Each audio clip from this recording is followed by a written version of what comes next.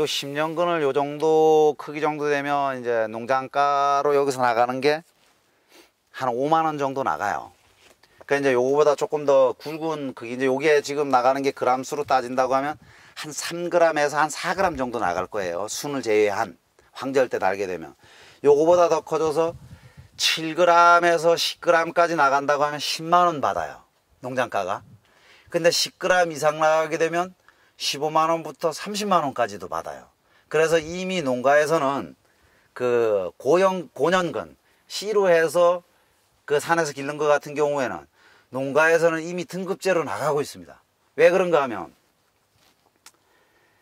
이거를 같이 섞어서 딱 판매를 하게 되면 이거보다 이제 더 굵은 거를 이제 예를 들어서 그거 한다 그러면 소비자들이 이거에다가 비교를 해서 얘가 작다고 크레임을 걸어요. 그러니까 등급을 나눠서 판매를 할 수밖에 없는 거예요. 그래서 자동적으로 이걸 그냥 밀어서 뭐 6만 원 이렇게 하면 이 생산자도 편하겠는데 소비자가 스스로 분류하게끔 만드는 거예요. 그래서 1, 2, 3등급으로 나눠서 5만 원, 10만 원, 15만 원 이상 이렇게 지금 그 매매가 되고 있습니다. 이렇게 큰 거는 캐보면 뿌리 모양이 인삼 모양을 닮았고 요렇게 적당히 큰 거 같은 경우에는 그 산삼 모양을 닮아가고 이렇게 작은 놈은 더 이쁜데 이렇게 작은 거는 작다고 해서 그 소비자들이 선호를 안 해요. 구매력이 떨어져요. 그러니까 가장 소득을 많이 올리는 크기가 얘만큼 길러야 돼. 그러니까 이제 뿌리 크기로 따진다 그러면 우리 새끼손가락 굵기만 한 거 그람수로 따진다 그러면 한 5g에서 7g, 10g 내에 요걸 소비자들이 가장 선호하고 엄지손가락까지 넘어간다 그러면 이게 10g이 넘어가거든요. 뭐 12g, 15g, 뭐 18g 이렇게 나가거든요. 그렇게 크게 나가면 크게 굵으면 우리 또 그 소비자들은 아니 그거 저기 뭐야 너무 굵어서 그게 인삼이지 산양삼이냐 이래서 오히려 또 구매력이 떨어지는 경우도 있어요. 그래서 소비자가 가장 선호하는 그 크기 그게 만드는 게 또 소득하고도 직결이 돼. 너무 작아도 안 되고 너무 커도 안 되고. 좌우에 쥐망 쳐져 있는 데서 지금 높게 보이는 데는 수확을 안 했어요. 그 밑에 저 죽은 소나무 있는 데서부터 요만큼을 수확을 해서 제가 3년 전에 요 종묘를 매매를 했습니다. 매매를 했을 때 여기서 우리 연구원님이 얼마 정도 나왔을 것 같아요? 대략 그 산양삼이다 이러면 예, 그 평수로 따진다고 한다 그러면 약 한 100평에서 한 150평 그 정도의 종묘로 판매를 했어요. 만 뿌리? 맞나요? 만 뿌리 그 뿌리는 그 이상 되죠. 이제 이런 개체수가 그 저기 막 그 3년 전에 그거 했으니까 그 저기 막 4년근에서 수확을 해서 팔았으니까 그냥 만 뿌리 이상 되는데요. 여기서 얼마 정도 나왔는가 하면 인건비 다 제하고 3천만 원 나왔어요. 150평에 4년 만에 엄청난 돈이죠. 그때 당시에 그 삶을 그냥 놓으면 이렇게 됐어요. 지금 저 후회하고 있어요. 종묘 팔아먹은 거. 그때 당시에 종묘 해봐봐야 한 주에 5,000원 정도밖에 안 치웠을 거예요. 많이 치워봐야. 그런데 5,000원도 안 치웠죠. 근데 지금 얘를 팔게 되면 한 뿔에 3만 원은 받거든요. 이거 없어 못 팔거든요. 지금 7년근짜리 7년차 들어간다 하더라도 이건 7년근으로 팔잖아요. 지금은. 그래도 그건 그 소비자한테 속이는 게 아니거든요. 물론 다 이렇게 크지는 않았겠지만 얘도 마찬가지고 지금 대가 좀 큰 것들 이거는 그때 아주머니들이 수확을 할 때 여기에 그 캐지를 못했거나 그럼 뒤로 묻혀있던 이런 삶들이거든요. 그러니까 요 부분에서 그래도 종묘로 팔으니까 3천만 원 정도 나오더라. 그래서 신기로 들어가서 조기 수확을 할 사람들은 조금 그 씨를 뿌리는 밀도를 좀 많이 뿌려서 종묘를 팔 수 있는 시장이 있다고 한다 그러면 종묘로 팔게 되면 좀 더 빠르게 많은 포장을 늘고 갈 수 있는 한 가지 방법이 됩니다. 그래서 귀농귀촌하는 사람들 조금 인내심을 가지고 이걸 시작을 한다고 한다 그러면 7년 내지 10년만 노력 투자를 하고 인내심을 가지신다고 한다 이러면 다른 사업 하라고 하지 못해요. 이게 왜 그렇게 되는가 하면 제가 이제 이런 예를 많이 들어드립니다. 처음에 심을 때는 씨로 심을 때는 키로당 심잖아요. 60kg 한 가마. 뭐 100kg 이제 임업진흥원에서 검사해 주는 거는 이제 100kg 단위로 해주죠. 100kg를 검사를 해주는데 그럼 100kg를 갖다 심을 때 그 60kg 한 가마로 기준을 하게 되면 제가 씨알 개수를 세봤어요. 그렇다고 60kg 푹 쏟아놓고 하나하나 다 센 게 아니고 종이컵에다 넣고 꼭꼭 눌러서 전자저울에 달았어요. 그래 한 컵에 씨알이 몇 개가 들어가냐 이렇게 계산을 해서 보니까 이게 여기에 있는 게 지금 보시다시피 자가 체종이 어렵다고 했죠. 그래서 이 씨를 쓰는 거는 주로 인삼씨를 갖다 심습니다. 그래서 인삼씨를 갖다 할 때도 인삼 농가에서 요렇게 산에 올려야 되고 법으로 잔류 수치가 이거 이상 나오게 되면 우리 심을 수 없습니다. 그러니까 잔류 수치가 그 이하로 나오게끔 합격을 받을 수 있는 씨앗으로 만들어 주세요. 이렇게 해서 사옵니다. 물론 불합격 맞는 경우도 있어요. 그 씨 못 심죠 산에 그러면. 그래서 농민을 섭외를 잘해야 됩니다. 그래 그 씨를 가져와서 60kg를 제가 종이컵에서 개수를 세보니까 농가에서 채로 칩니다. 그 인삼밭에 종묘 씨 들어가는 거 굵은 씨앗만 심습니다. 작은 씨앗은 안 심어요. 근데 그 채로 친 거 같은 경우에는 6kg 한 말에 7만 개. 그러니까 한 가마로 따진다 하면 70만 입자가 되겠죠. 근데 채로 치지 않은 거는 100만 입자까지 나와요. 그래 그걸 갖다 심어서 3년 만에 이식을 하던 아니면 이 바닥에 그냥 이런 식으로 기르게 되면 5년 7년 후에 가서 수확할 때는 수확할 수 있는 양 10% 잡으면 돼요. 자 그럼 쉽게 계산할 때 100만 개였었다. 근데 10만 뿌리밖에 안 나오죠. 생존해 있는 게 10만 뿌리가 생존해 있다는 얘기입니다. 그럼 10만 뿌리를 캐게 되면 작아서 못 팔고 적변이 와서 못 팔고 캐다가 찍혀서 못 팔고 이런 거 빼고 나면 거기서 또 10% 정도만 판매를 하게 되면 만주죠. 그러면 만주를 7년을 길러서 이제 산술적인 계산입니다.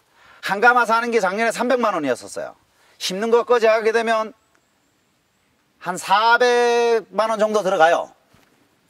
그리고 사후 관리비가 가마당 한 100만 원 잡는다고 한다 그러면 5년 관리했으면 500만 원 들어갔죠.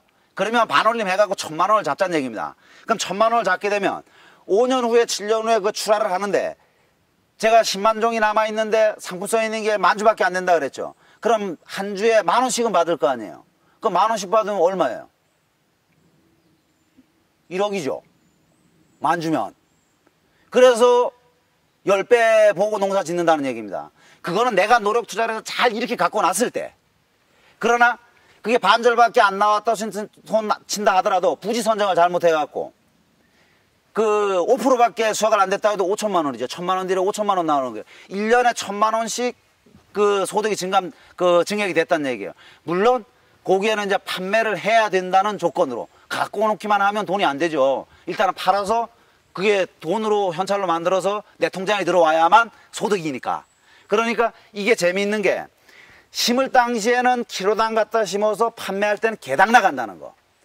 그리고 지금 소비자들은 개당 나갈 때 적변이 오고 뭘 따져서 상품성이 떨어진다고 해서 구매력이 떨어지는데 그것도 버리는 건 아니거든요. 액기스로 담아서 팔던 술에다가 담아서 팔던 판매는 다 할 수가 있어요. 그러니까 얘는 버리는 게 없어요. 논밭에 무배추처럼 그 버리는 품목이 하나도 없다는 얘기야. 하다못해 이 잎을 말려놓고 이걸 끓여서 차로도 만들어 먹을 수가 있어요. 제가 지금 가공품 만드는 게 요거를 티백으로 만들어서 우리 녹차 우리듯이 딱 넣어서 먹을 수 있는 지금 그거 지금 시험하고 있습니다. 뭐 주류 허가는 지금 진행 중에 있고요. 그러니까 요 품목은 버리는 게 하나도 없다. 그리고 일반 농산물처럼 논밭에서 봄에 심어서 값이 있건 없건 수확을 다 해야 되잖아요. 농산물은 그 일정 임산물에 속하는 거 빼고는. 근데 이 산양삼은 올해 못 팔으면 개체수만 살려놓으면 내년에 팔으면 개당 다음 10원이라도 가격이 더 올라가요. 재고가 없어요. 세상에 이런 농사가 어디 있어요.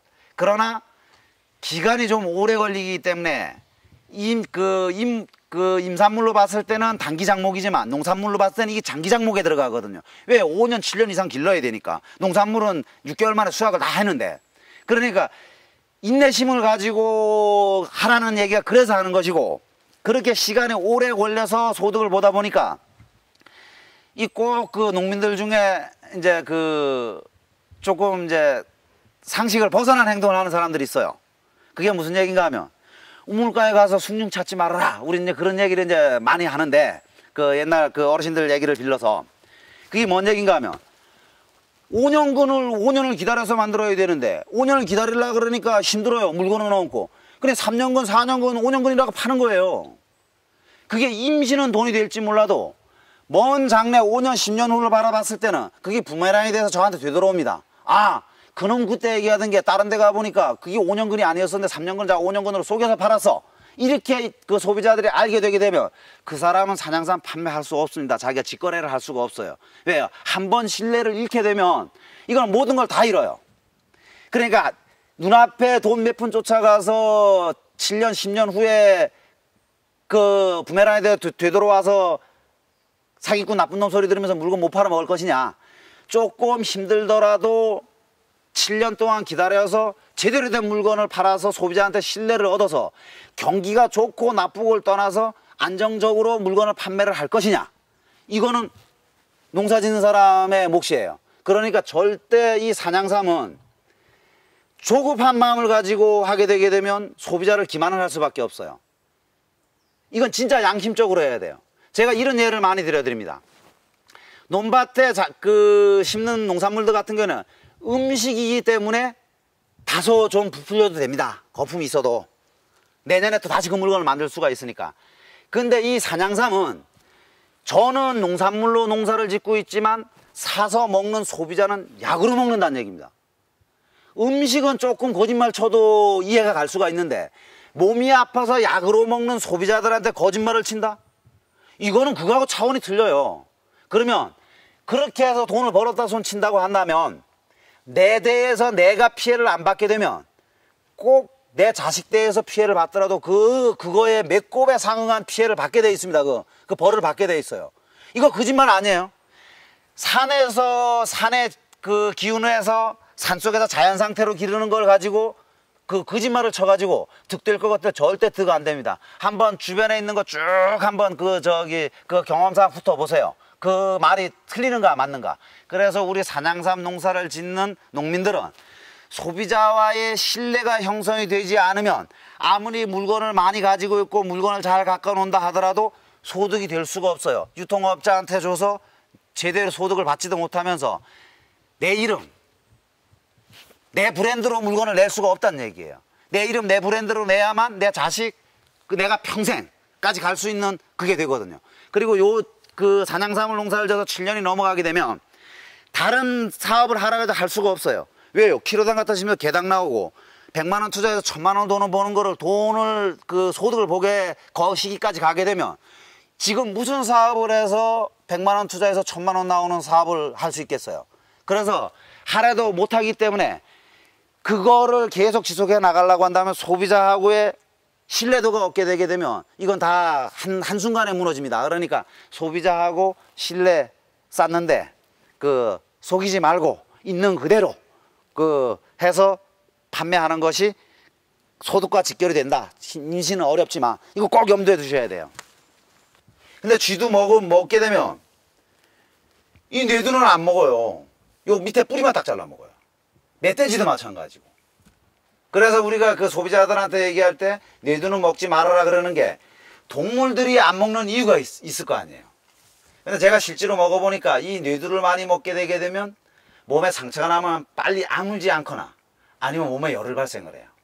그래, 그 부분 때문에 그 짐승들도 안 먹는 것 같아요. 특이하게 이 산양삼이나 삼종류는 그 인체에 부작용을 나타내는 그 성분들이 이 뇌두에 가장 많이 내재되어 있는 것 같아요. 그리고 요즘에 어차피 캐스니까 이 판매되는 그 시점이 예전에는 이 순이 다 죽은 상태에서 비녀꼭지, 그러니까 좌충이 형성이 되어 있는 상태에서 황절이라 그러죠. 그 삼을 대가 없는 상태를 그때 주로 매매가 됐었는데 요즘에는 소비자들이 그 구매하는 욕구들이 완전히 바뀌었어요. 제가 한 5, 6년 전만 했어도 연 매출의 70% 정도가 가을철부터 그 12월 달까지 이루어졌어요. 추석 전후에서부터 12월 말까지. 그렇게 그 소득이 형성이 됐었는데, 1년 소득을 따진다고 한다면. 한 5, 6년 전부터 이게 이제 확 뒤집어져서 한 30% 정도가 명절을 기하하고 그 12월 말까지 판매되고, 이제는 연중 판매돼요. 그래서 제가 이런 얘기를 했어요. 아니, 이게 황절 때와 먹어야만 이 뿌리에 약효와 순에 있던 게 다 몰려서 약효가 더 좋다 그러는데, 왜 순이 있을 때 이 당시에 먹습니까? 삶도 더 쓴데, 그 몸통은 말랑거리고, 왜 이때 먹습니까? 그랬더니까, 그거요, 인터넷이나 뭐 어디 보니까요, 순에서 내재되어 있는 사포닌 성상하고, 이 뿌리에 있는 사포닌 성상하고 틀리답니다. 그러니까, 순에 없는 게 뿌리에 있고, 뿌리에 없는 게 순에도 있다는 얘기입니다. 그러니까 뿌리에 없는 거를 섭취를 하려고 보니까 순이 있을 때 먹을 수밖에 없다 이거예요. 그럼 이거 먹어 효과 없으면 어떻게 해요? 가을에 와서 한 번 더 먹으면 되죠. 이제는 우리나라 국민소득도 그 정도로 많이 높아졌다는 얘기입니다. 그러니까 이제 우리 6차 산업을 접목하는 걸 이제 이따 바닥에 내려가서 말씀을 드리는 걸로 하고, 소비자의 구매 심리가 이제는 이렇게 변형돼서 간다. 그리고 꼭 약으로 먹는 것만 선호하지를 않는다.